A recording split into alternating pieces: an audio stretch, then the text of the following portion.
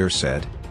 Ben Greer, Martin's brother and partner on the L4, said the Army wants to test the new rifle. "We met with the Army twice and they are interested," Ben said.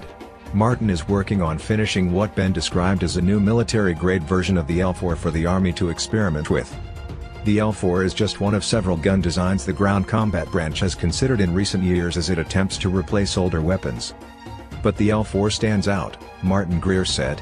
"All the other submissions to date have been mere variations on the single-bore theme, not enough better to justify a wholesale changeover."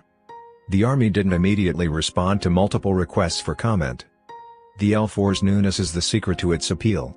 But that same novelty could prove to be a big problem as the Army struggles to acquire a new rifle that it can mass-produce at reasonable cost and deploy with minimal disruption. Greer reportedly spent $500,000 developing the L4 and building the initial copy under the auspices of his company FD Munitions. Greer is in his 60s. He never served in the military, but he grew up around guns. "I did a lot of shooting, reloading and gunsmithing, starting at a very young age with the family guns, and then with everything I could get my hands on," he said. It occurred to him that all the guns were essentially the same. A single barrel, and ammunition that came packed in detachable magazines. No real innovation had occurred since the time of John Browning, the legendary gun designer who died in 1926, Greer said. At least one military official has echoed the same sentiment. "It's time to upgrade," John Bednarek, a retired Army general, told a Senate subcommittee during a 2017 hearing on military rifles. The U.S. military's main rifle is the M4, a lighter version of the M16 that's been around since the Vietnam War. Both the M4 and M16 are conventional weapons with traditional rifle layouts.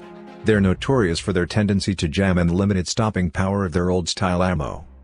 Despite the existing rifle's drawbacks, the military repeatedly has failed to come up with replacement weapons that are worth the billions of dollars it would cost to equip U.S. troops.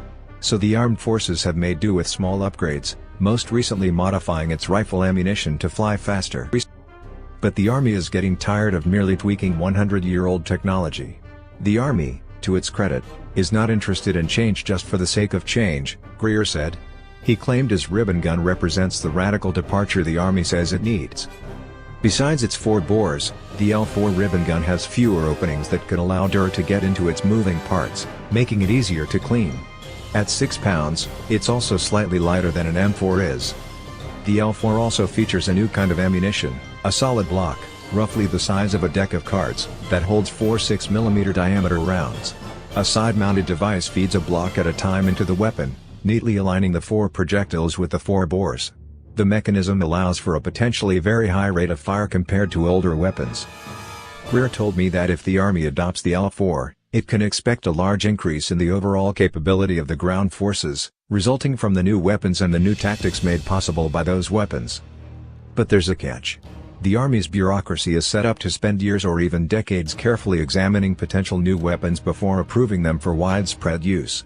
Ditching a rifle with a century-long lineage for a truly new-style weapon could prove too big a move for such a risk-averse organization. To get a new rifle into soldiers' hands, one retired general told the Senate